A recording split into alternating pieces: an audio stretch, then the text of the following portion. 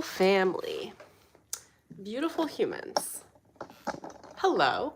I'm going to go on a rant / a channeled message today on marriage contracts because I've been coaching everyone about marriage contracts, taking people in and out of marriages, preparing for them, analyzing them to see if they're a good idea, all the things. Hello, welcome to the Ascended Master Spirit Club. Officially trademarked. Not officially, but this is the proof. Okay, anyway, sup friends, welcome to the club here, my little slice of the internet.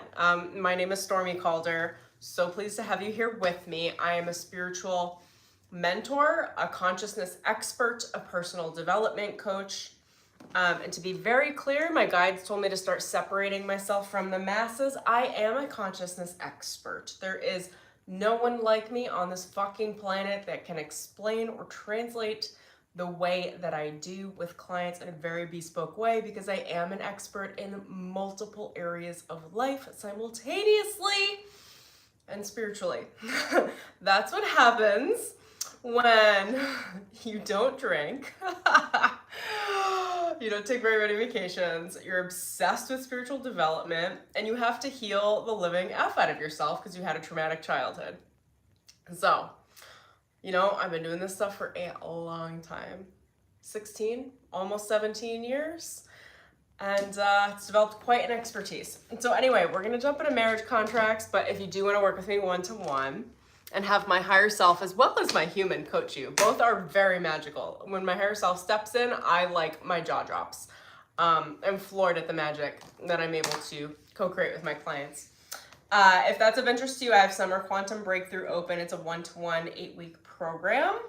You can email me. I left my email in the description below. It's wearewokeaf@gmail.com. I would be so honored to take you through your own transformation process into the next level, like next chapter version of yourself, and clear anything that's standing in the way. It's very magical, alchemical work. Okay.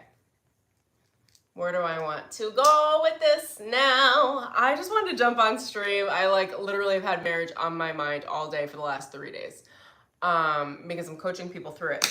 So I don't know what's gonna come through. I'm gonna call this a rant or a channel, but I'm in the Akashic records. I will stream through whatever they want to bring through and whatever's on my mind. So let me think about where I want to start. Marriage contracts. Here's where I'd like to start.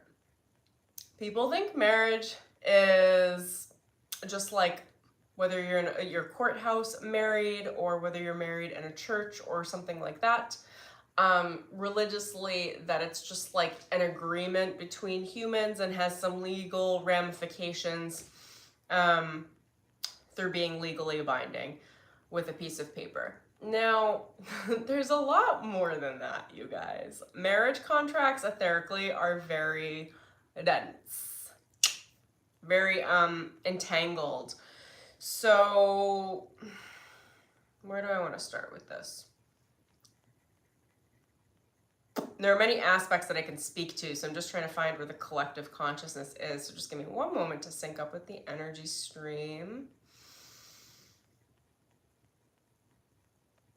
Okay, so what they're bringing forward first is marriage contracts as a method of development of self-awareness. So for those of you that are really, really dedicated to personal development and spiritual development, and this is funny because I'm not married, but the way that they're bringing it through is like, put your money where your mouth is. If you're not in a long-term commitment, like, it's not that if you're not in a long-term commitment, but the true spiritual development is reflected through a relationship, because you can't just like be a monk on a mountaintop and be like, I'm spiritually awake. The second you get in front of a loving, adoring partner and you marry, your energies entangle, your higher selves entangle, and all the spiritual karma entangles. We could say dharma too. There are dharmic partnerships as well as karmic partnerships, but 99.99% of marriages on the planet are karmic. You can resolve and move through the karma through a union, through a relationship in order to access your destiny contracts. That is a way of accessing destiny.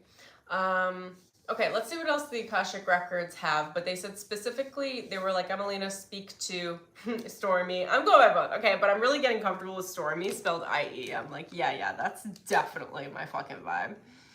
But it took me a minute to sync up to it. I don't know if this is going to be backwards from the camera, but like, it's sexy. Stormy Calder's here. But I refer to myself in the third person all the time, so I'm going to slip and say Emelina. It's just like, what's going to happen? Not to mention, I told one of my friends this weekend, I was like, I'm going by Stormy. He was like, what? He was like, I'm still calling you Emelina. And then he wrote me in his calendar, Stormy. He was like, Stormy's birthday. I'm like, okay. Okay, Akashic records. What have we got on marriage contracts that you want to bring forward that I can speak to as a human from my knowledge and consciousness?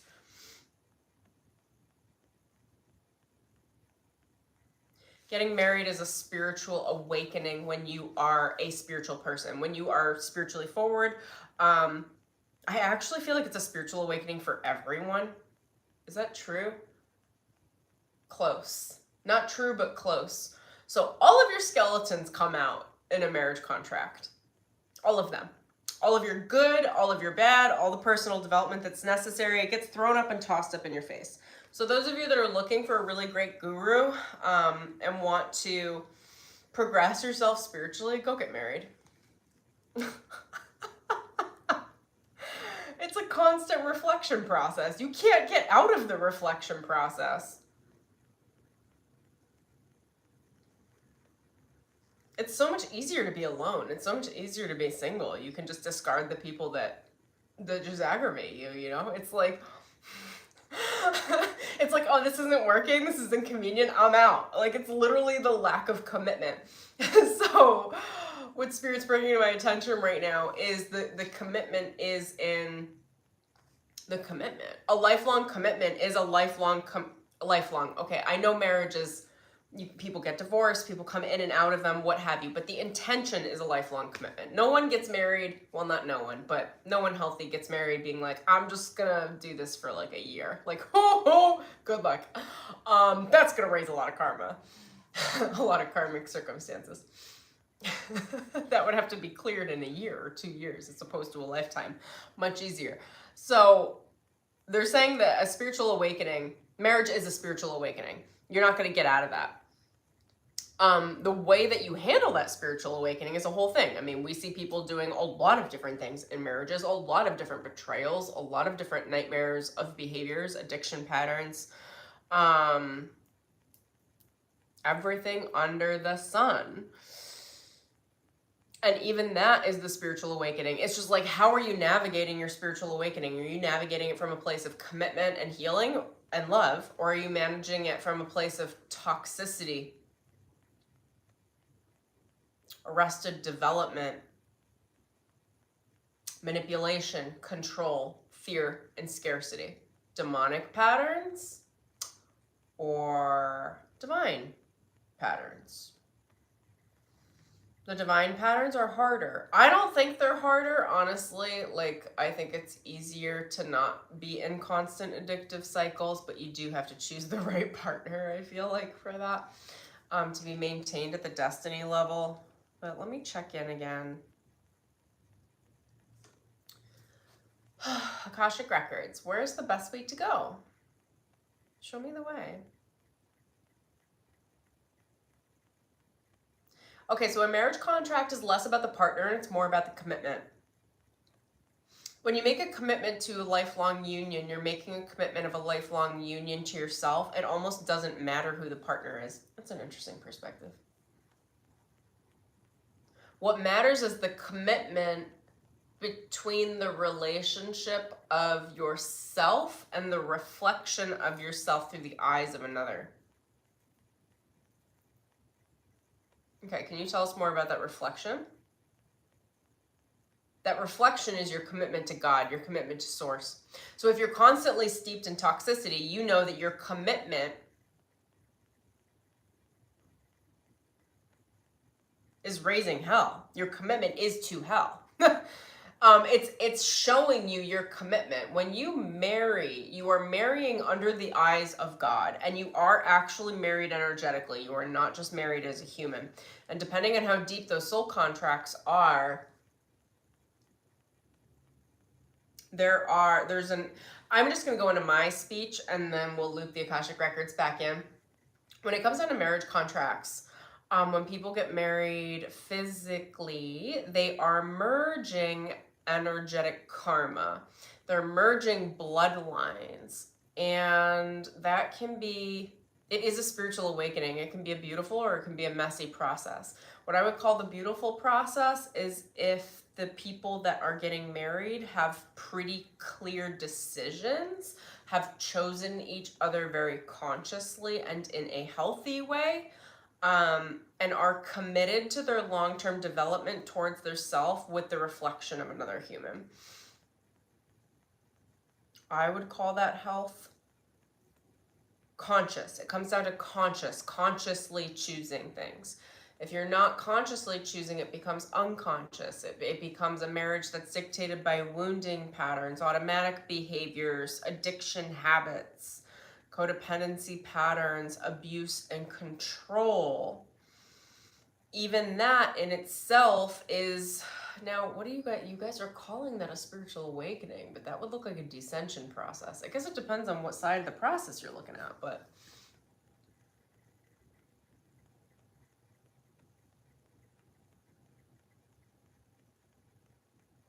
can you tell me more about the spiritual awakening?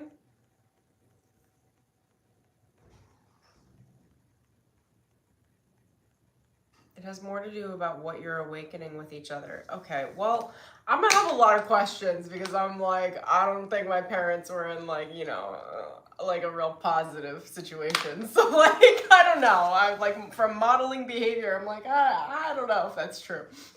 Human Emelina has a lot of things to say right now.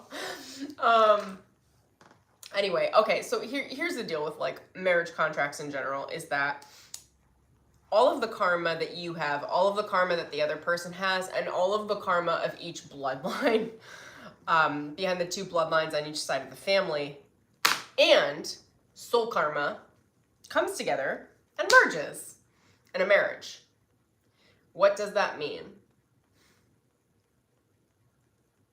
That means that whatever happens is a collection of the two people because there is a merged karma. So and this is where like some people can freak out if they don't have enough space before they get married and after they get married with a honeymoon, where they feel like they married a different person. They're like, who the F are you? Like 2 years into the relationship and they're just like, I don't know you're not who I married. And it's like, well, yeah, because I mean, now you're on collective karma. So the person was each part, they were individual before they legally bound, which keeps their energy separate. So you get to kind of cherry pick like which karma you want to deal with within your partner, what you want to help them heal, what you're participating in. Once you actually legally bind, all of the energy gets entangled and then finds the fastest route from A to B to express itself.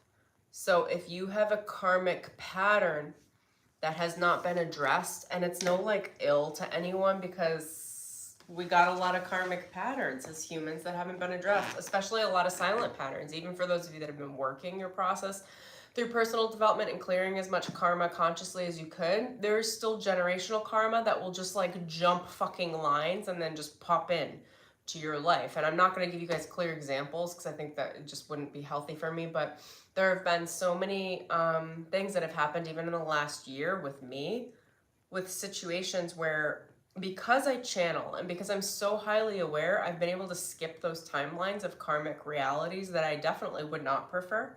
That would have been train wrecks for me because my spirit guides would come in and tell me, they would say, hey, don't do this. Hey, do this. Hey, be very careful about this person. Hey, be very careful about these behavioral patterns. And I would go, why? I don't understand. And And they would say, well, this is what's going to happen. And I would go, how is that going to happen? I don't feel like that's in their character. And they would say, it's not, it's in their bloodline. And I would go, oh, really? And they would go, yes. And it's a perfect match for your bloodline for all of this toxicity. So just, you know, steer clear. You know, spirit will give you training wheels. If you pray every day, if you're asking for just, and by prayer, I mean, just like clear intention, like steer me away from anything that's not meant for me. Steer me into my highest timelines. Like keep me safe, God, spirit, universe, source, spirit guides, angels. You will be steered both consciously and subconsciously into the right direction. And now it's as long as you are attentive to following your intuition, following through, listening, deep listening, you will steer yourself away from harm. Something that I've been very schooled in by my spirit guides the last 6 months is deep listening. When we get ourselves into trouble, and it's not to say like, you know, spirit will allow us to trip into things so that we can learn. When we get into trouble, it's because of a lack of deep listening, because spirit is actually always trying to get our attention. Our higher selves are trying to steer us into the best direction. When we are not deeply listening, we are not receiving or allowing the direction that spirit is giving us, and we fall back into subconscious patterns. The way that I tackle those behaviors within myself to stay in deep listening is I fast at least 1 day a week. I water fast. Whenever I'm trying to break through a pattern, I water fast. And honestly, I'm trying to break through patterns probably every 2 weeks, because I don't know how to describe it. It's like, you know, when we're constantly changing, constantly rebuilding our lives, you need a new set of behavioral patterns that just likely don't exist unless you've been living in that paradigm already for years. So for me, I find I need to be water fasting every 2 weeks to give myself enough space to listen deeply to my soul, so my soul can actually cut through and get through to me. And then once I hear the guidance, then I'm moving into rapid action. And then when I get a little, I don't want to say stale, but like when it gets a little slow or I get confused, I start fasting again so I can hear again. That could be an intermittent fast as well. That could be helpful. Sometimes I'll get really, really deep listening in the morning and afternoon. If I'm intermittent fasting in the morning and afternoon and I won't eat till the evening, I'll get like a really clear channel during the day. That might be helpful for some of you guys. So anyway, okay, where were we going with, this had to do with the karma, combined karma. So I want you guys to understand, like, sometimes, not just sometimes, it's like the generational trauma, the generational decisions that hadn't been resolved by your ancestors, by your parents, grandparents, etc. They're telling me even like cousins or uncles or things like it can kind of skip lines and still come through for expression. It depends on how intense it was and how close it is to the dynamic of the spiritual bond that you share with the other humans. So it's like, if it's in the expression potential of each person and each bloodline, even if it is more extended out into the bloodline, it will come and pop in. So when people get married, a lot of marriage situations, like people get very confused because they're like, I don't know if this was the person that I married. Like they're totally changing.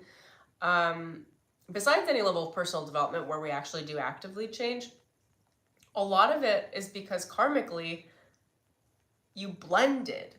So now they are actually a different person. They are not the person you married. They are now the person you married.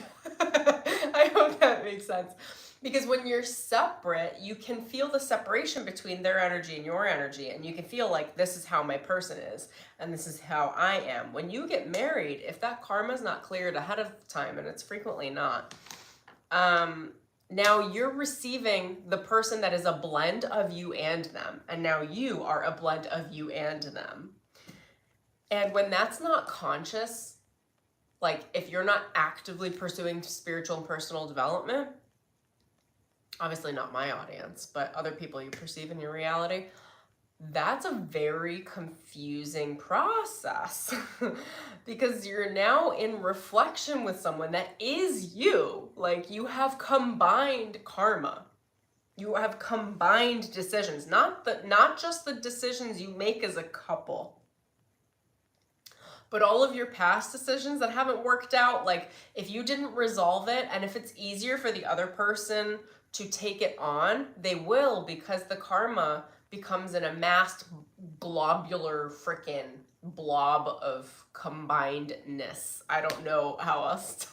I'm getting very like vague in my terminology right now. It's a shared dynamic range of expression.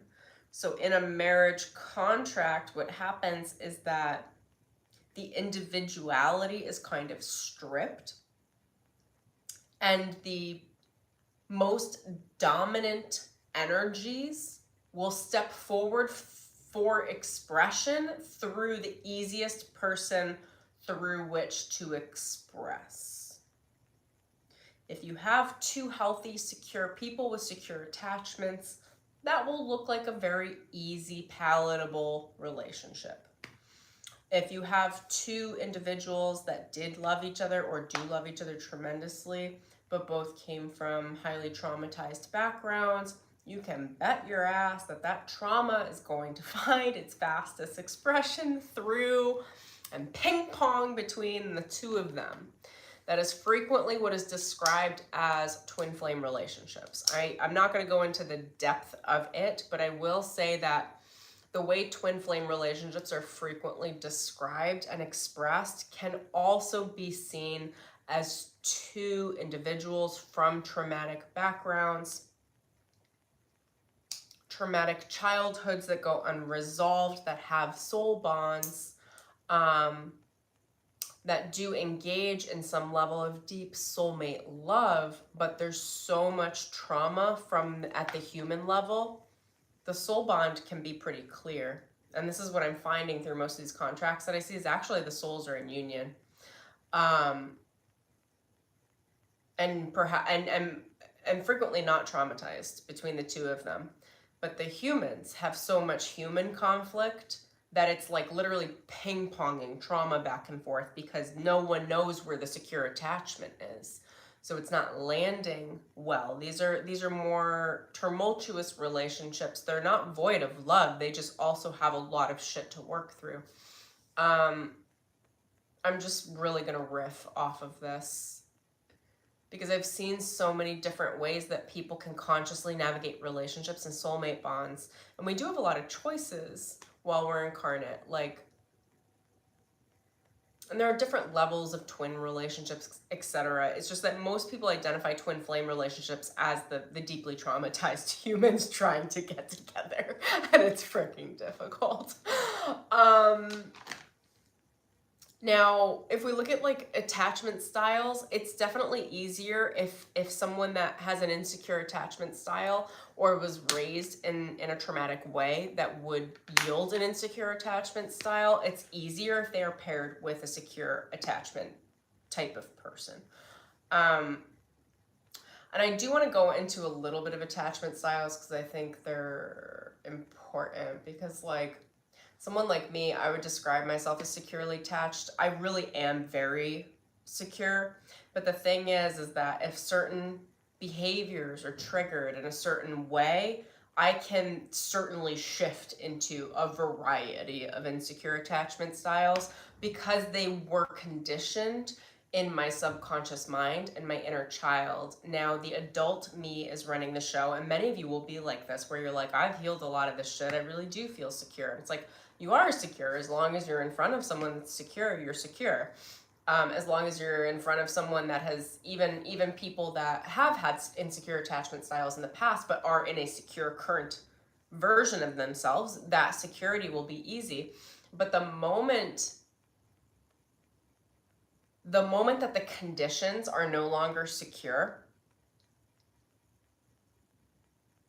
or the energy, if the energy is insecure, I'll say, if the trauma patterns from the other person are pretty intense, it can trigger the energetics of all of the insecurities to step forward energetically, which then can throw you back into an insecure attachment style. Now, it's not that I'm talking about myself and like people that I know that have been doing this work. It's not even to say that I would insecurely attach, because I wouldn't. what it does is that it triggers the insecure attachment style, and then I just have to deal with like the immediate trauma of having been thrown back in time, essentially back into a wounding pattern, which is also ultimately okay. It's just about coming back to the balance. Like, okay, where's my security? Where can I find that security in myself? Anyway, so again, just riffing here. I don't really have an agenda of taking you step by step through something. But what I will say for marriages is that people tend to lose the idea of their sovereignty because spiritually it's all mixed and enmeshed. I think the best thing that people can do in general to keep marriages secure and healthy is to maintain their, what I would call their poles, like their polarity. So I mean, somebody is taking a masculine pole and somebody is taking a feminine pole, generally speaking. And I would say it's good to stay in those poles in general. And then also maintaining sovereignty and individualism within the partnership, within the union. The trouble that people run into is when they don't feel like they can identify who they are anymore separate from the other person. And that can be very easy in a marriage contract because everything is so mixed energetically. So the more you identify with your core authentic soul expression, like who you are, having, yes, individualized finances, yes, individual relationships, yes, individual hobbies, passions, separate from your partner, fucking absolutely. Like, if you make your partner your project and your hobby, you can expect it to be a more challenging relationship. No matter what relationship you're in, and especially with marriages, you should still be able to maintain your individualism, your creativity, your passion in the world, in relationships, and then also together. So there's this idea of being an individual and an idea of being together. The more that you can, I don't want to say isolate, but you almost really want to, especially in marriage contracts, you really need to understand your core vibrational soul frequency and who you are authentically as a human in your core creative expression, so that when the karma leaks over or like tries to get you or tries to find a way to express through you and it's not your authentic expression, you'll be able to either give it back up to spirit or give it back to your partner and those bloodlines and be like, that's not mine. Yes, I understand it's co-mine, but I'm choosing to not express it because it's just not my expression.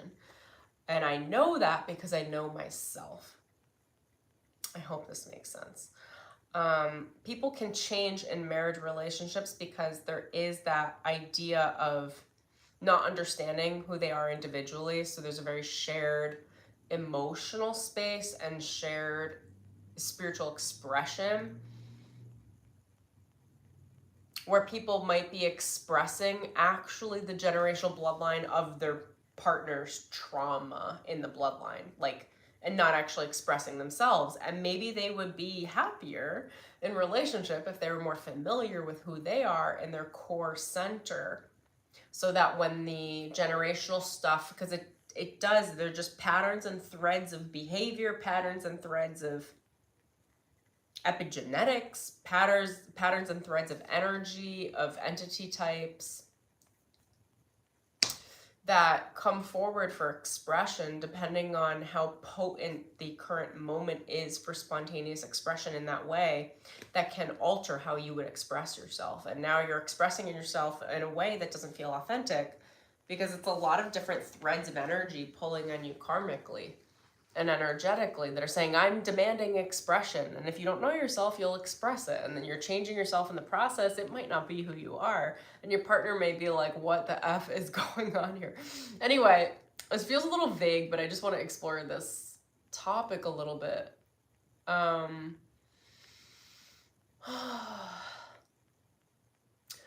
What I've seen is that people that truly know who they are and that are matched with soulmates, and they're authentic in who they are, they're unwavering in who they are, they know who they are, enter very, very good, very safe territories, marriage contracts rather.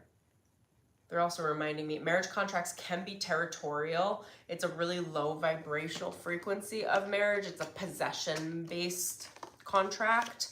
I will probably get into these things in depth in future like episodes here or streams, but there are different ways to treat relationship and to treat spiritual energy through merging, which is marriage.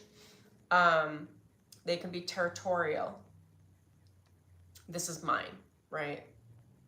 Territory, claiming territory. It's very low vibrational, very primal.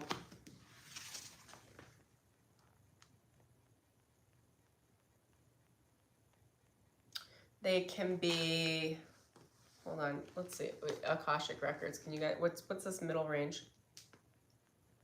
Oh, it is love-based. They can be love-based, okay? And then that love, it's like, well, where is that love coming from? Because there's a big range of the frequency of love, right? There's, I know I've said this in previous streams, but when it comes to like love, there is wounded love, which is codependent love. It's not any less potent. It's a big love that a lot of people sprint forward with in marriage contracts with, is like a codependent-based love.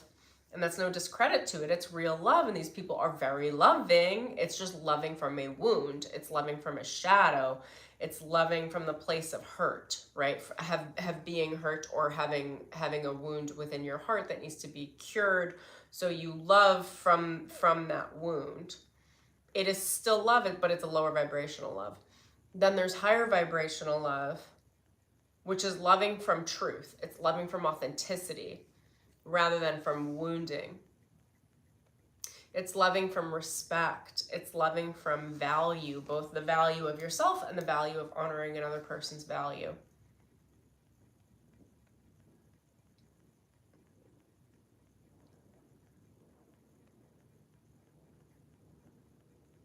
The way the love is rooted when the contract is engaged, the foundation of the relationship is the love that moves through the trajectory of the relationship. It's like a trip. For those of you that have done any level of hallucinogens, they're showing me marriage as a trip. It's a journey. The way that the trip is engaged, you could have a good trip or you could have a bad trip, right? You could have a lot of like weird trips in between the trip. It depends on how long the trip is. Ultimately, it depends on the intention of the sort of love that begins the contract. And that is what is going to play out through the entire contract. So if you're engaged in a wounded love through marriage, you will work out all of the karmic dynamics reflected back and forth between each other around wounded love. Wounded love, of course, through spiritual development, which the Akashic records are telling me is what marriage contracts are. It's a spiritual awakening. You can elevate wounded love into healthy, more healthy love, into a higher expression of love through the engagement of going down the windy journey of the contract. It's up to the creation of the two partners, because they're showing me also you can descend the love. You can take a wounded love and turn it into a territorial love. It's not really love. It's control-based, severe control dynamics, territorial relationships, betrayal wounds. It's betrayal, control, abuse, violence, all of those things. They could be physical. They don't have to be physical. They could be emotional. They could be mental. They could be spiritual. They're usually a combination of all of it. And they're showing me anything can move, right? So things that are territorial can move into the wounded love space and then move into the next elevated higher vibrational love space. Anything that is, can higher vibrational move down? It could, but it's less likely because it's much less likely, they said. It really depends on where you're starting. You can always go up. You want to, it depends. Okay, let me think about this. There's like a neutral space, which is love that's not from wounding. It's from pure love in the heart, innocent love in the heart. That innocent love in the heart is in the center here, and they're showing me you can go into true love and destiny contracts from there, but you can't get to a true love contract if you're in a territorial contract. And that's the reality. It's like if you're in a territorial contract, That's way too much of a jump. You would have to get it into a neutral space, and it's a lot of healing to get a territorial into a wounded love without territory. They're a little too similar almost to get it to a neutral contract. I don't know why they're streaming it this way, but this is how it's coming through.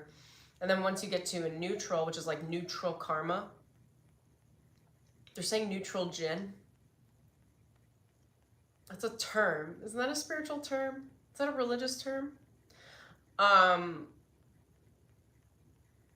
then from the neutral place, you can move it into a true love or a destiny contract. And there's relationship conflict or relationship drama at every level. It's just like, to what degree and what are you working through?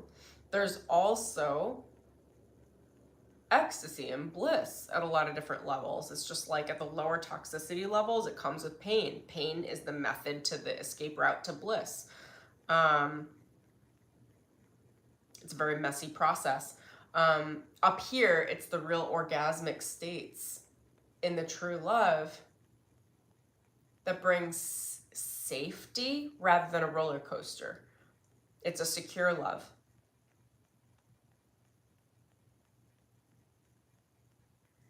Okay, what else do we need to say? What else do you want to share about this, guides? You create the map based in your faith. If you engage in fear or scarcity tactics, manipulation, either emotionally, mentally, or physically, even spiritual manipulation, for those of you that are very spiritual and the other party's not, that can create a real nasty power dynamic. You want to be able to have your partners elevate to meet you in the status, so you're not constantly outpowering them, because that's a manipulation as well. Just touching on that because it's easy to understand emotional manipulation or physical manipulation, but when we go to spiritual manipulation, people forget about it. I always ask for people to be raised to meet me so that I'm not outpowering the contracts.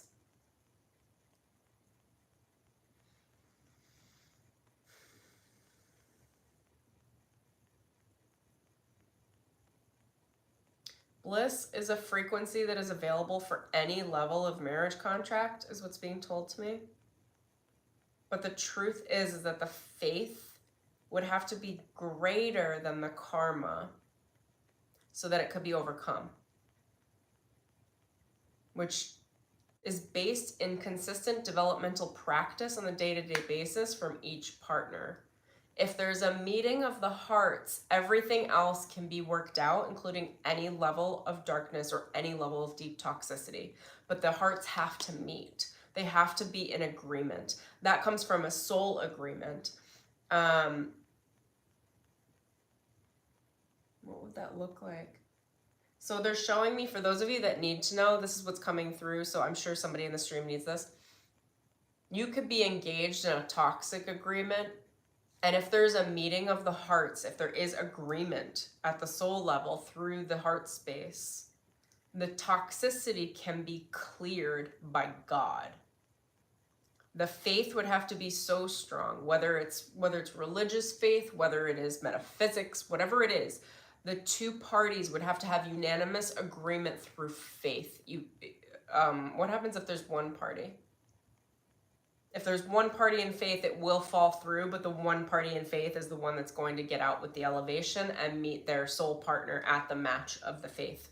So regardless, you'll still get what you need. But they're showing, if you want to, even me saying this, I'm like, if you want to elevate from a toxic into a healthy relationship, it would take faith. But even that is like, you can't convince your partner into it. So hold on, let me check in with them and see what that means.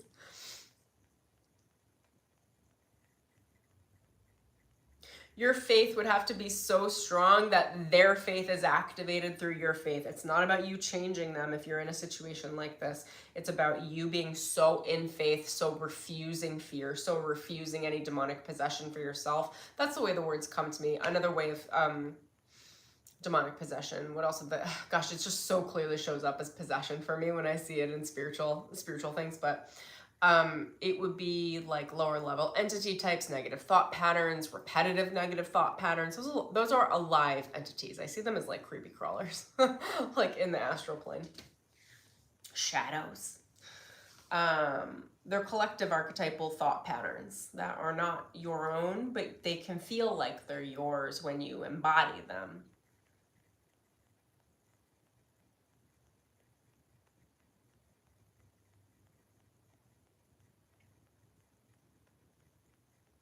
Okay, can you guys explain that to me? The karma is given juice when you choose. It doesn't matter which way, right? Choose well, and you give that juice, that battery voltage from yourself into the good choices. They build, they collect momentum, and because, oh, snap! That's funny. Okay, I didn't know this.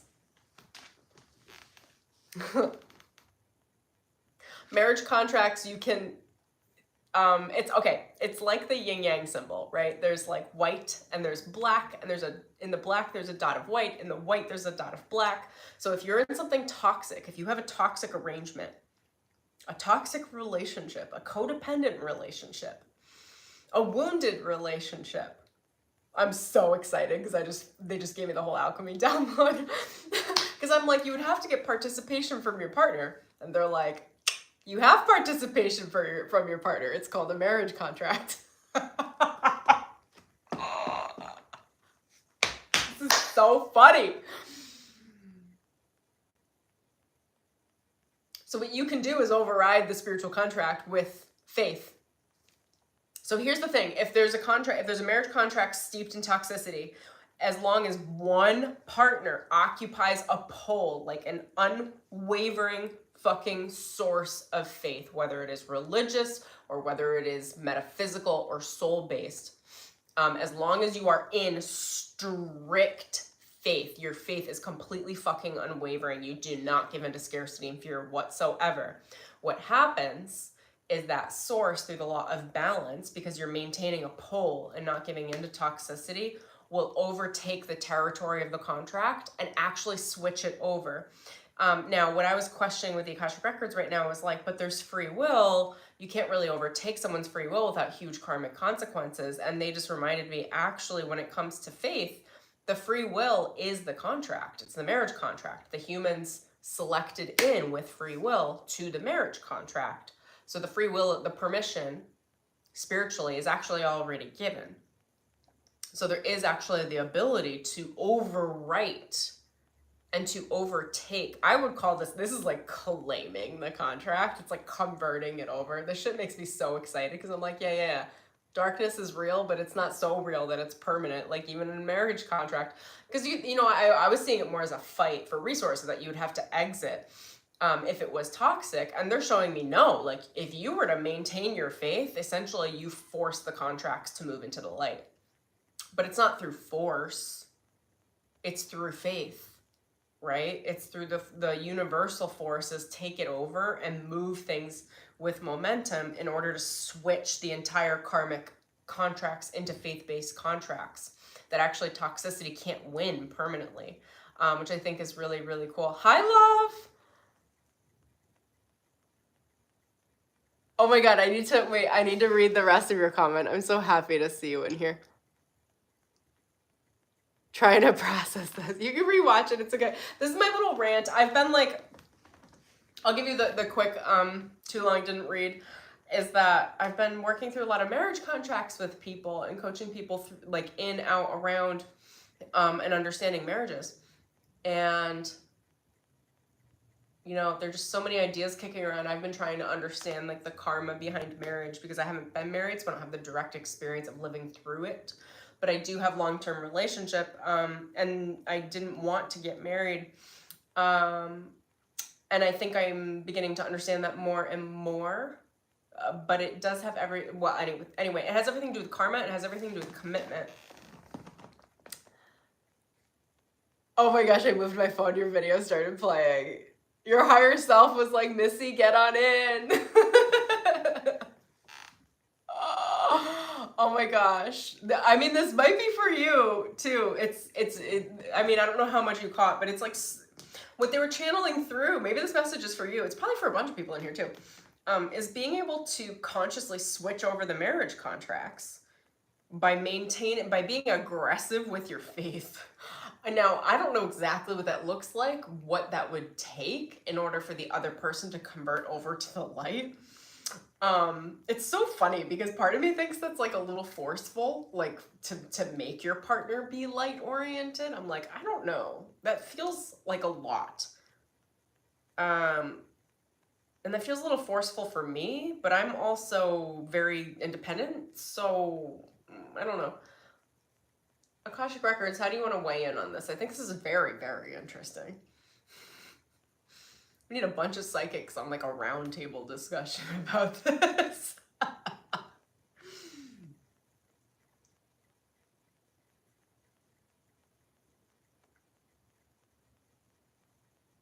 Okay, I'm just gonna stream. I don't necessarily believe in this stuff, but they're like, it's less about force and it's more about conscious manipulation of the energy. Now, Emelina gets Stormy gets a little tossed up about the word manipulation. I don't really love that.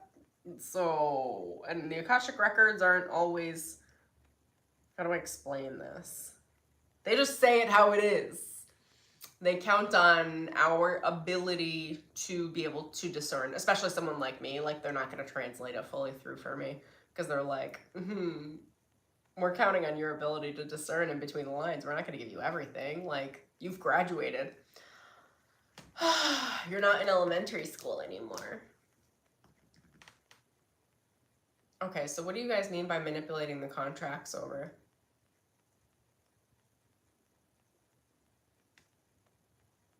It's for the highest good of all involved. They said it's only manipulating if you see it as manipulating, but if you see as manipulating as playing with Play-Doh, that you're moving the Play-Doh over to the colors that are the most supportive, that it's actually not forceful to take a dark contract and to manipulate it into the light, because the light is what would be necessary for all parties to see what's happening, to understand the consequences of their choices, and to allow harmonious integration, even if the other party is kicking and screaming about moving into the light. This is very interesting. Oh my gosh, the human of me would be like, leave them, go on, move on to somebody else. Like, literally, that's like my consciousness. I'm like, I don't have time for this. But I guess that's the point of a deep commitment, is it's like, it's rotating in between the light and the dark. And if you have someone that has deep shadow and isn't working it, that then does give you permission to work it, to then kick it back over the other way. I don't have an example that's human coming to mind, but they just keep showing me the yin yang and like the two fish going back and forth, like kind of chasing each other. It's like the momentum is already going to be there. So if you're in a contract where your partner has really selected to be very dark and demonic, I guess in theory, you could just reel in the energy. It's almost like you're consuming the energy, because a marriage contract is to have everything bound together. So you're claiming all of the power and then giving that power direction. That direction has to be rooted in very, very deep, unwavering faith. You would have to be so strong in your faith, otherwise you're going to be consumed by the darkness. And we don't know how long these cycles are, so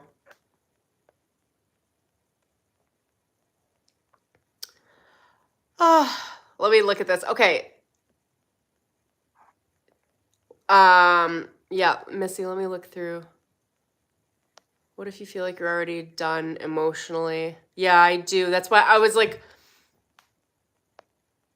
I think I'll touch on this. I don't know that I have the energy to do this and keep my path. Yeah, I think that's real. I'll ask them right now, but that's something I had in mind, because they said if you want to switch it over, you have to be very strong in your pull. For me, I wouldn't be comfortable doing it transparently as the human.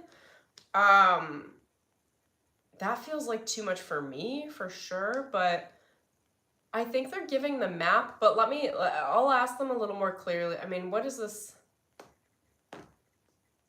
Missy, first, I think you're getting options, right? So it's like once you understand that, you can kind of work through and say, okay, well, is that something I want? Do I feel like do I feel like I'd like to start converting it over?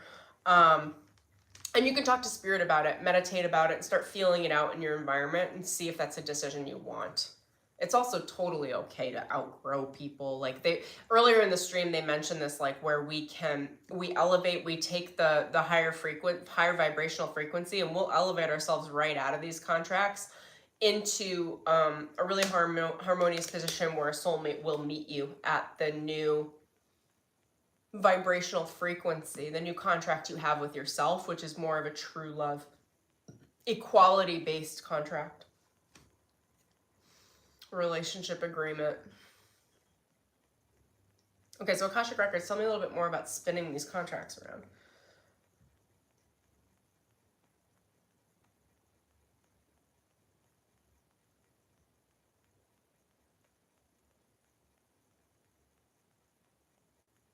I don't know. It looks like a lot of movement. I think that explanation is here for someone that is in that process, though. But what they're telling me is like the act of moving. I was like, well, how long has this happened? Are you tossing between dark and light contracts like every year? And they were like, no, it's a pattern. It goes into a cycle. So what you'd be doing, oh my gosh, I don't remember what age are we in for yoga now? Like I remember it was the Kali Yuga. I think we might still be in the Kali Yuga, which is more darkness than light. Those stages are like 5,000 years at a time. That's the way that they're showing this contract is if you have the spiritual power and want and will to turn the contract around, in theory, you could, and then likely for the rest of your life, it would be a light contract. I don't know exactly what that takes. This is like, I'm just telling you at the human to human level, I'm like, that sounds like a lot of work, but the Akashic Records streamed it through because clearly there's someone that needs to hear that. And it's also a possibility. And because we live in a land of quantum possibilities, if there is someone that really does truly love their partner to that level where they're willing to go through that level of darkness and faith and holding the faith pole to convert their partner over, that they could. And that it won't collect negative karma, in theory, along the way. I can't account for all your individual decisions and all the karma that builds, but theoretically, overall, the strategy is a positive karmic momentum that would be approved by higher boards, higher light councils. It's a strategy. That's what it's a strategy. I'm not talking tactics right now. This is like spiritual strategy. I thought that was interesting overall because I didn't know you could do that without overpowering someone's free will, but the free will is already pre-selected through a marriage agreement. So, I mean, that's really interesting.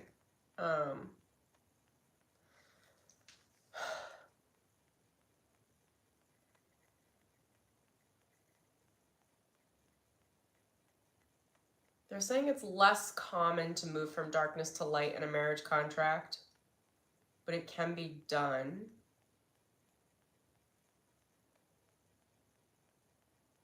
And then I'm just gonna stream through it. They're like, you know what's even less common? I was like, what? And now I'm waiting for their answer. What's even less common?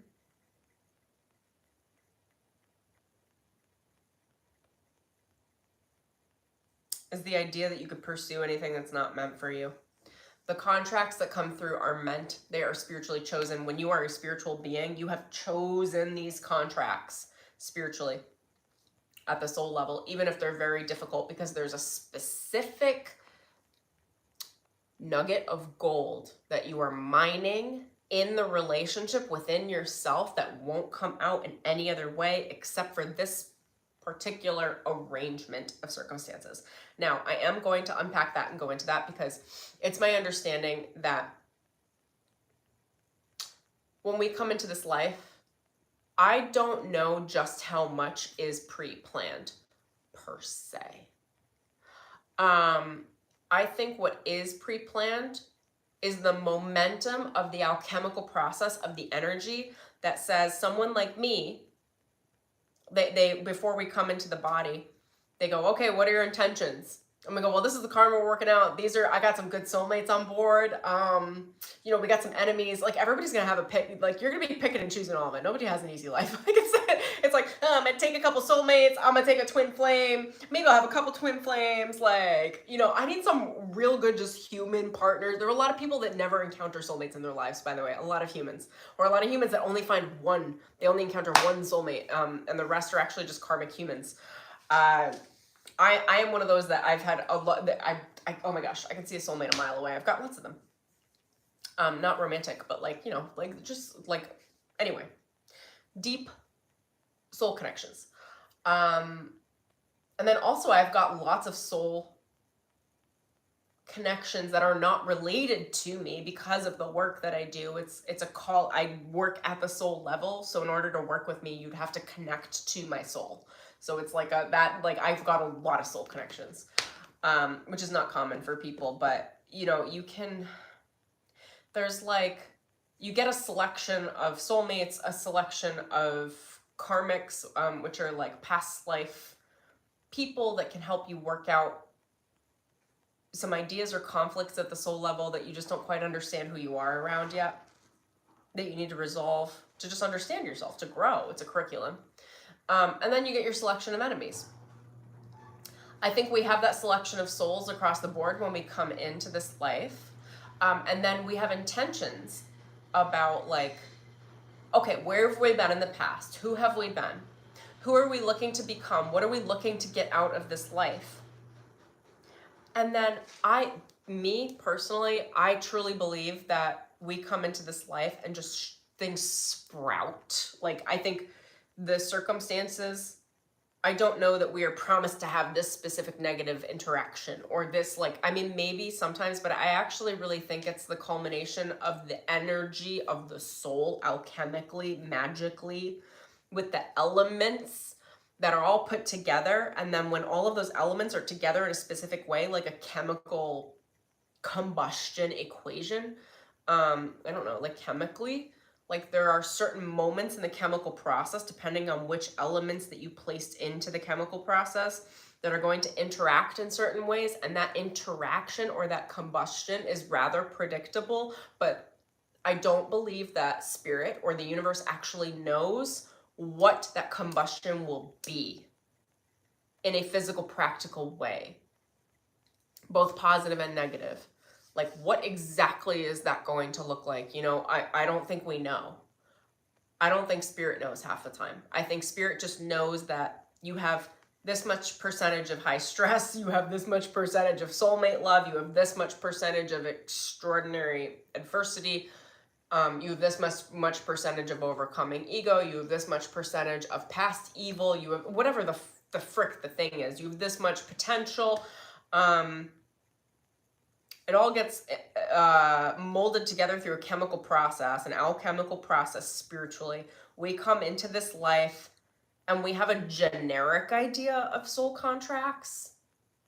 And then the entire thing goes to shit based on whatever the combustion is in the moment as we move through our human process. Now, I do truly believe, I mean, if we think about it, we can think about it chemically, but I don't have the scientific examples. You can also think about it like baking a cake. Spirit's like, here's some flour, here's some sugar, here's some water, here's some eggs. And then you get down here, you're like, I'm vegan, B. And they're like, okay, we'll take out the eggs. Here's some applesauce. Like, there is a process while you're in your incarnation of creating preferences where you can swap things out like that. Like you get here and you're like, okay, I get that you gave me this alchemical thing, but I'm finding it useless because I have a preference for vegan. So give me applesauce instead, or flaxseed. Like, they're showing it to me in terms of baking. I don't know what that looks like actually in a concrete way. It has to do with relationships. Oh, eggs, binders. It could be like, I get that I came down here with a lot of insecure attachment styles. I get that I was going to work that through more. I get that you gave me a soulmate, maybe that was an insecure attachment style. This can happen to people. And it's like, I get it, but my preference, I actually can't emotionally hold it together. It's actually just way too hard. I can't live my life and have constant insecure attachments. I need a secure attachment. So I need you to swap out the eggs for applesauce. I'm gonna need a securely attached, like a secure, I've heard this so many times from people, you guys, they're like, people are like, I need a secure soulmate because I was traumatized. So like, I need someone that, like a soulmate that didn't have a hard life, that came from wealth, that, you know, to help me stabilize that energy. And I have friends that have walked into relationships like that and walked away from the other previously soul planned, I would say, relationships. So you do get preference while you're here, incarnated on like which elements you'd like to bring forward.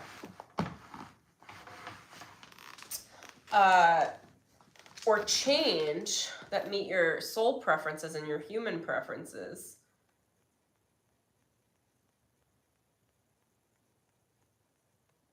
Hold on, I had more on the baking. Let me look through that.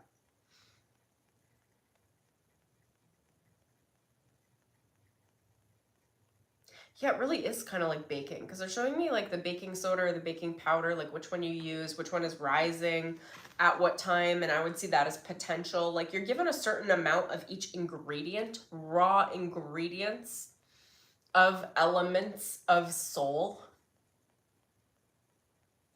And the way that it comes through in your circumstances, I truly believe is very magical. I don't think it's pre-planned for just about anyone. I think it's however that power is created, moved with, anchored in the moment and in our practice of being human, like what we decide, how we want to bring certain things forward, how we want to bake our cake, what sort of cake we are making. And you can even, they're showing me, and I've done this, like you can get halfway through your soul process, like I'm almost at my midlife, and I'm like, you know, shit, I was baking a vanilla cake, but actually I really want a strawberry cake. And I'm like calling up spirit, like, you guys send me some strawberries. You know, like I didn't realize how much I like strawberries. Like send me some strawberry. Like that could be a soulmate, that could be a soul group, that could be literally new elements, new circumstances, or something like that, so that you can actually like create a variation of what your soul wanted initially. And we have some control over that.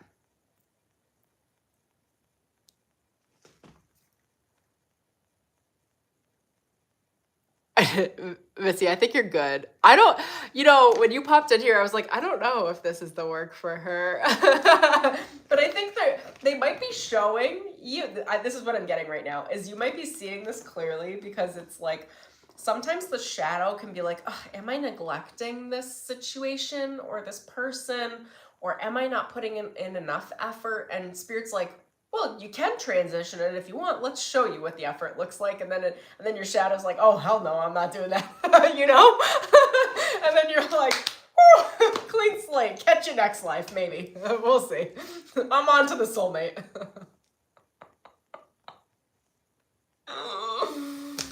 Oh my gosh. Or an upgraded soulmate, depending on the situation. Okay, is there anything else you guys want to send me on the cake baking here? You have a lot of flexibility as far as like what elements you want to pull out of yourself and how you want to design your life, but you will always have the raw components, and those raw components will express themselves at the human level in the way that they are meant to. So if you have a lot of conflict, let me think of in terms of conflict. For me, I've had a lot of conflict in my life. And a lot of enemies.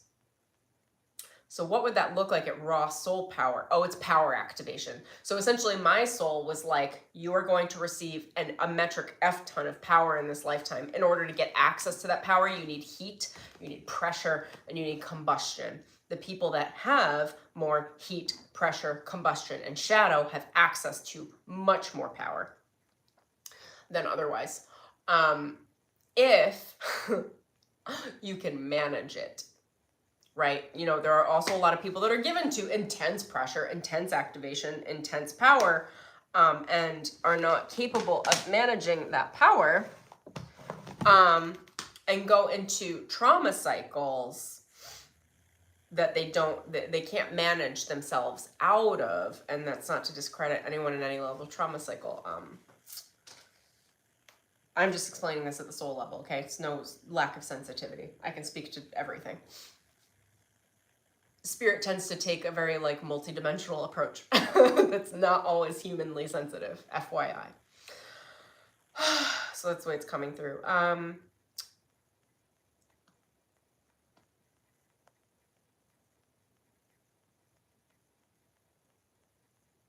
How you navigate the process of the combustion of all of the elements is what you get access to, which is your awareness, that is your awakening, that's your understanding of your core authentic soul and how your soul expresses itself, your understanding of your heart, your understanding of your heat, your understanding of where to direct that power. Like there's a lot, you have to become an alchemical scientist in this life in order to actually give it all direction and manage it well. And I think that's truly the challenge of being human.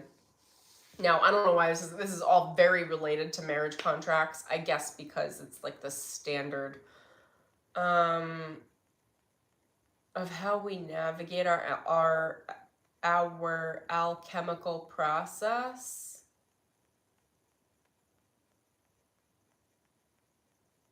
They're saying marriage like doubles the load. Like you have to work through a lot more at once. Depending on how much work the other person has done. So I guess, I mean, I don't know, I'm just reflecting on myself. I'm like, oh wow, this makes me look very non-committal. I'm like, I guess you could say I am non-committal. I don't think I am now. But I understand why I wouldn't want to jump into that. I'm like, oh yeah, no. I know why I didn't do that. I wanted to work my own process by myself more. I like being able to feel the separation of my energy versus everybody else. I don't know that anything's better or worse. It just like is what it is. I tend to like running sovereign because I don't like feeling like I'm smothered. People with more secure or anxious attachment styles might prefer that energy.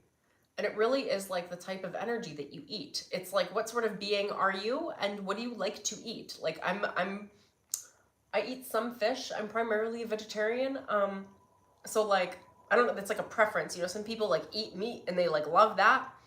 Some people are purely vegan and they love that. It's like, you know, if we think about relationship like consumption, like what are you consuming? What sort of being are you? And what is your preference for food? So like in relationship, I tend to like ownership over my energy. It's just a preference. I just like individualism. I like running solo a lot. I also like people, but I don't like when I feel like I'm overtaken. If that makes sense. Anyway, I don't know, for whoever that's helpful for a perspective.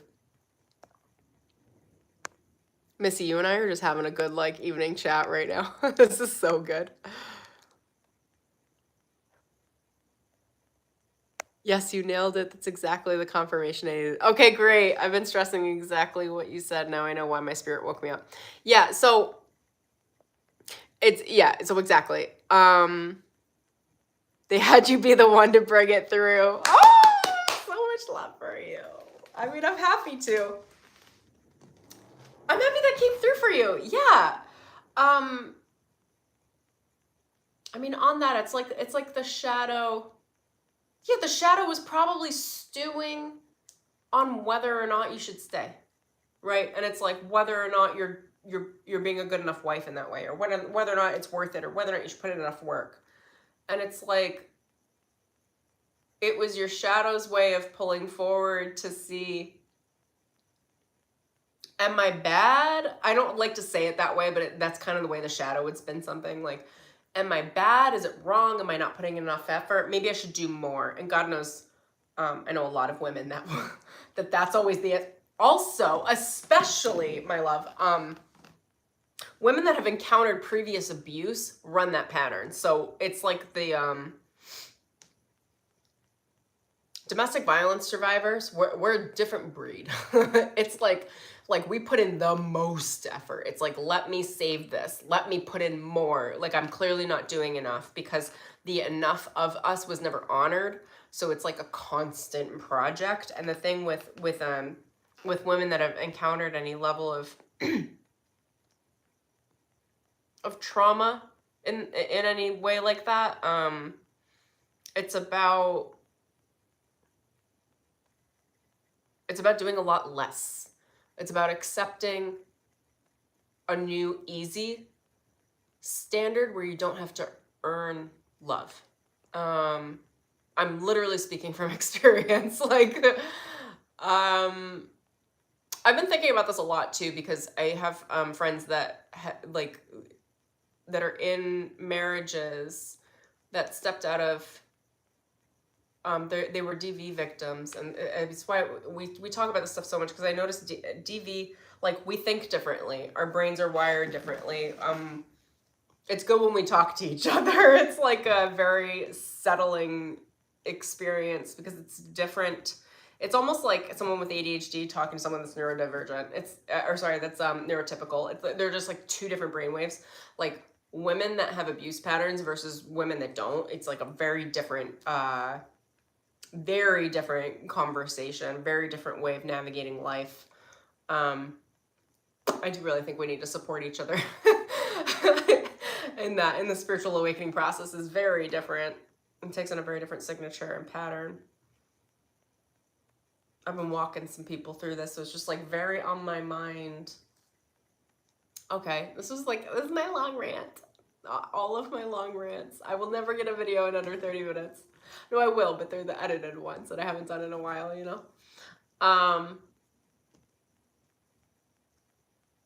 Akashic Records, you got any other balls you want to throw in my court here to build, or are we good?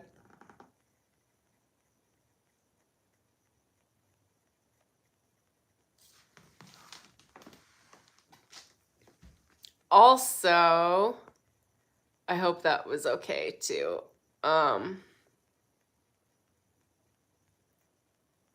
Yay. Okay, Akashic Records, you got anything else? That's it. That's all we got for now. That's my marriage contract rant.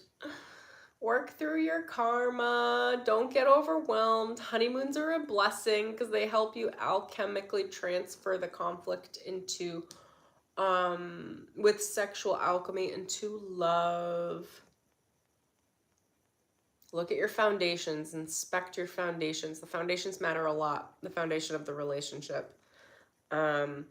Obviously these things aren't taught in schools. You know, I think about this shit all day. I'm like, can we please, like, we need a core curriculum on, like, how to navigate being human, because it's so traumatic because we just have no idea.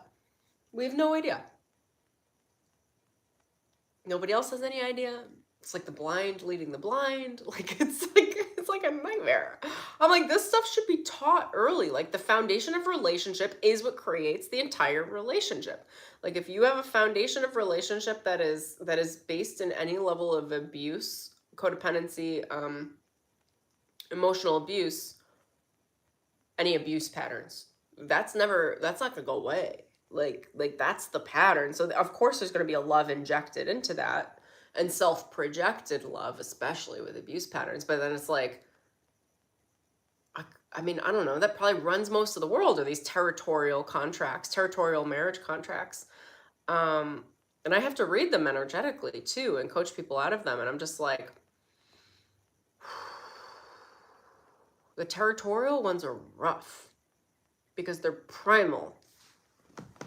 There's like no, like, and by primal, I mean, they're just very unconscious. So to take somebody into consciousness from that is very difficult. Not that I can't, the people that come to me are conscious, right? But the other parties, if they're really unconscious, like, they could just dig their hole and make it real abusive, and then they're holding the other person captive. Psychologically, energetically, there are ways to keep people captive. We won't get into that in fully, but like, I'm not gonna, oh God, territorial contracts are hard. I would just get out of them. I mean, that's if I was in a territorial, possessive-based, control-based relationship, I would get a fast track out immediately and be as safe as I possibly could about it. Because if they're territorial, it means there's going to be a fight for resource to keep you in it. And they'll always swing back to try to recapture you if you're in a territorial-based contract. That's how you know. They come back and they try to like re-abuse you to get you back into the cycle. Because they won't do it with love. They know that you can get somebody into a cycle with love. You can also just trigger someone into a cycle with abuse. It's like psychologically very damaging.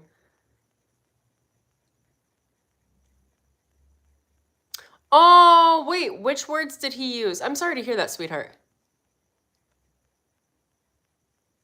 Oh my God, you're good. Missy, send me an email. Ugh. I'll try to talk about this stuff more too. I'm sending you all of the prayers and love and support. Angels and guides and protection. Let me think about, is there anything to separate the two energies when they're in the middle?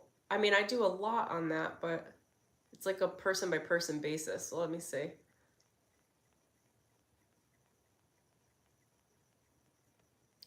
You can, here, think about it like this, okay? Just energetically ask your guides to handle this. What you can do is isolate your light in the contract, all right? So like spiritually, just ask your guides to do this in a meditation. See yourself in the white bubble, like the yin yang, like you're occupying the white side, the light side, and all of it's with you. And just be like, I'm claiming all of this light. It's mine and it's protecting me. And the shadow, everything else is outside. And that I have specific protective, authority-based guides, aggressive spirit guides that I claim and command to step in between me and threatening parties, territorial parties, or territorial energies. So it might be good to introduce an energy. A lot of people call on Archangel Michael. I really love any of the dark feminine goddesses. They are my go-tos. So what I'll do is call an energy to step in between me and them to hold that barrier so that they can't encroach on my territory. I'm not in a marriage contract though, but like if you're in a contract like that, it's like, well, let me ask the records again. It's like building a bubble of safety and support around you where you are encapsulating all of the good.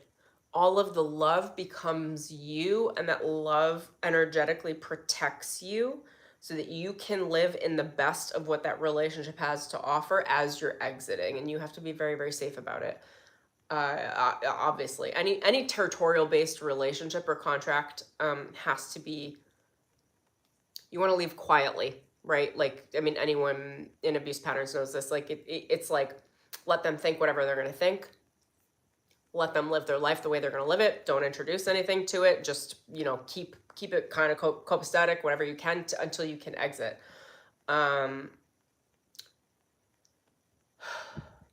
Because violence always escalates. It's always like territory is an escalation process. So you don't want to introduce a lot of conflict because then it's going to escalate and get worse before you get out. And that's kind of how they want to position that. They being darker forces. I'll have to do a whole nother stream on okay, records, tell me again, is there another way to isolate the energy or... Girl, you were meant to come in here. It's why they woke you up. They had me just bring you through it. You're being isolated. You're being protected out of it. Like they're showing me that this is an intervention. This was your divine intervention. You are being isolated within the energy so that his energy is not attached to yours. Even though you're in a marriage contract, it's almost being held in, like they're telling me escrow is the word. It's like a buffer in between the two energies, your soul energy and his energy, because he's not respecting it. Oh, did you? Okay, great. Oh, I'm sending you so much love. It doesn't need to be physically an issue. If it's mentally an issue, that's already too much. It's draining your life force.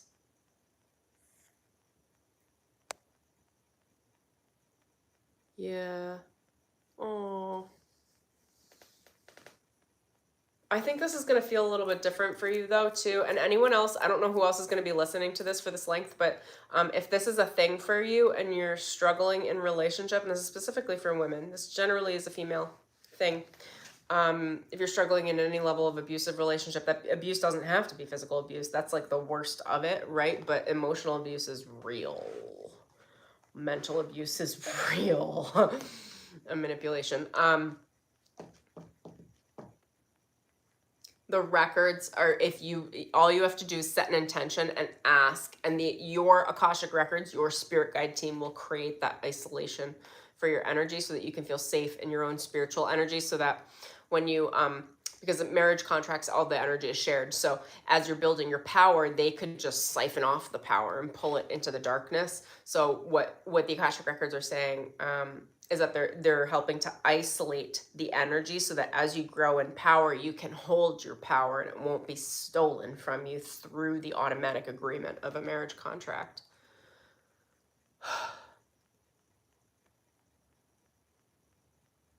Gosh, what is that phrase? I've worked this through in meditation for years and years and years.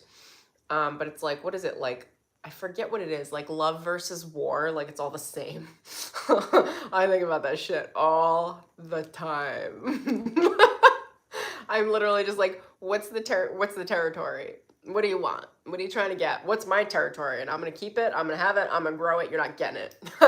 like literally, I don't know. I forget what the phrase is. It's about like, oh, all is fair in love and war. They're kind of one and the same. It depends. You got to raise your personal frequency, raise the frequency of the contracts, work through your karma, learn in a positive way. Ultimately, you're baking your cake. There's going to be combustion in the process of baking a cake. I mean, the cake is put in the oven at 350 for like 20 minutes. There's nothing comfortable about whatever that karma is going to be at that point. You know what I mean? Like every cake has to be baked. It has to go in the oven. There will be combustion. That combustion is karma. It is shitty relationships. It is conflict. And we cannot escape that as a human. A lot of spiritual people will be like, you can out vibrate it. Like, oh my God, there are specific circumstances and karmic consequences and things that you need to live through in order to actually activate your power. Like, you're not just given your power coming into this life. I mean, some souls are, but it's more like earned lineage rights. Like the far majority of us, like, you have to be able to prove that you can access your power in a way that you can maintain. And we are given a lot of different combustion points. That's all I'm being shown is combustion, like shit blowing up, which is just the combination of resource in alchemical power that gives you access to a certain amount of power. Without it, you have no power. You have no spiritual power. You have no light. So, I mean, the reason why I shine so bright is because I come from such conflict. So am I thrilled about the conflict? Absolutely not. Am I thrilled about the trauma? Absolutely not. But do I curse it? Absolutely not. Because you wouldn't have this much light without that much combustion. Now, that's at the human level. There's also the soul level. Okay, so like my soul is a soul that is based in light. It is based in integrity all the way up to the soul. And I can read people's souls very quickly when they're in front of me, as well as the human. And the human might have access to a lot of power, but the soul is actually like a corrupted soul. Or the human might have very little power right now or has a lot of conflict, but the soul is a soul of steep integrity and big spiritual power. Then that's just like a bigger combustion over a bigger period of time, where the soul will then, once the human can figure out how to manage it, the soul will give much more spiritual power. But that's only given when you can manage it, because the soul doesn't want you to overdevelop karma, to build a lot of negative karma, because it affects the entire structure of the oversoul. Because we can make decisions here. Anyone that works with me, I was told for years that people that work with me are working with themselves at the soul level, meaning that so typically when most humans come into incarnate, their decisions as a human, the karma as a human is isolated from the rest of the soul. So it's the hierarchy is soul down. So the soul teaches the human and that's it. When people work with me, that process starts to reverse. And the human decisions begin to affect the soul development. So we go both ways when you work with me. And that requires more precision, because the soul, as we are teaching the soul about humanity, about preferences, about what we learn as humans, we're spiritually teaching the soul, and the soul alchemizes it and brings it back, and we go back and forth. And that's its own alchemical twin flame process, if you will. The soul doesn't want to collect unnecessary karma. So the soul's not going to give you more power than you can manage, because what you'll do with that power, if you can't manage it well, is you go fuck a bunch of shit up and you'll collect a bunch of negative karma, and then that affects the entire hierarchy of the soul, the oversoul, and all of your parallel lives, all the other personalities and everything. And the soul doesn't like that. So the soul only gives you what you can manage. Oops. I wish on the horizontal, I know you guys can't tell, but I don't have, the comments pop up and then they leave. I wish it just like stayed.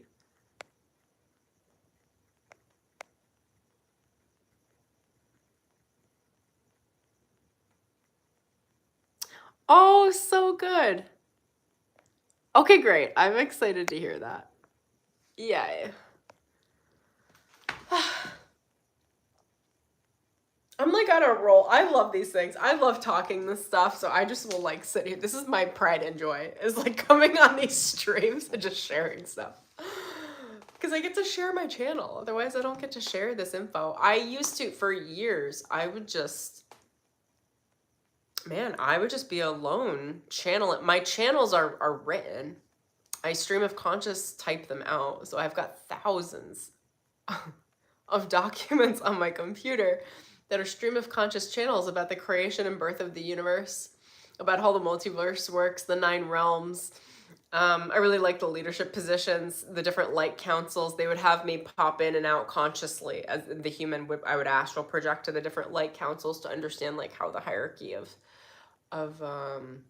how they manage humanity. I'm an ambassador. So at the multidimensional level, I have such a level of expertise of humanity, of what it is to be human, of the human process of growth and ascension and development, that I actually teach and facilitate light councils to understand humans, to be able to work with humans, because they really don't get us. They don't. It doesn't make sense at the multidimensional level.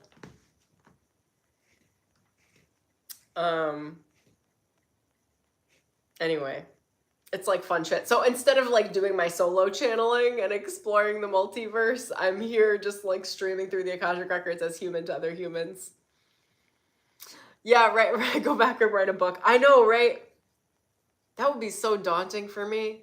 You know, maybe I could hire someone to go through all the channels and like, or maybe an AI or something. I don't really want to do AI though, actually. AI freaks me out, you guys. I'm not into it. Yeah, have somebody go back and like collect the different aspects of channels, because I did so many different channels with Divine Mother for the longest time, and I was so, when I started developing my relationship with her consciously, it was probably like 5 years ago, I was so respectful, because she doesn't come through in the way she comes through to me to many people at all, because she's such a powerful frequency. She dilutes herself through other avenues for people to get access to her, that I was just so, I don't know, the way I would talk to her and channel, I'd be like, she saved me, by the way. The reason why I'm alive is because of that, is because of Divine Mother. Like, she has saved me over and over and over again. Like, feminine creation power. God bless it. It's all I am, right? I mean, that's what I embody. Like, I've been saved so that I can save. It's just like all one and the same of a cycle. I don't know what else to do. I just want to giggle and just be like, I'm so happy to be a woman. I was not when I was a kid, but I am now. I think I'm gonna leave it there. I feel like that's enough for the channeled rant.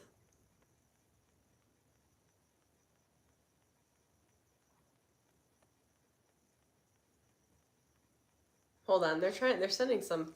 Okay, let me look.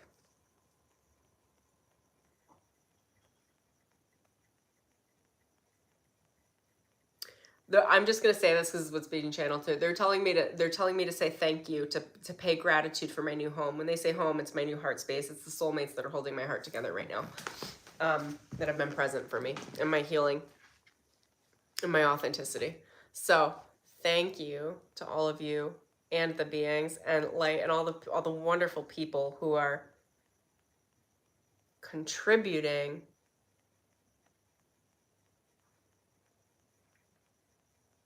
to my humanity, to supporting me as a human. You can be pretty spiritual without being pretty human. The human needed a lot of support. I've been through a lot. Which is also the delight of coaching with me, is I can coach through the human and I can coach through like, there's the human me that's got a lot, that, you know, a lot to say, a lot to help people through, a lot of perspective, a lot of wisdom. And then there's the higher self me that just like, when she comes in, it's just like banging. It's just like there's the whole fucking map. And it's so cool to go in between the two. And everyone needs both. Everyone needs the comfort and the love and the support of the human experience. And the map to like, yo, beeline this shit out of here. Like, we're going to get right out. We're going to build your life up. You do not have to deal with this crud anymore. There's a little bit of an up ramp, an on ramp, but you know, you'll get there. It's all becoming. I appreciate each and every one of you and everyone that has supported me in my human journey for sure.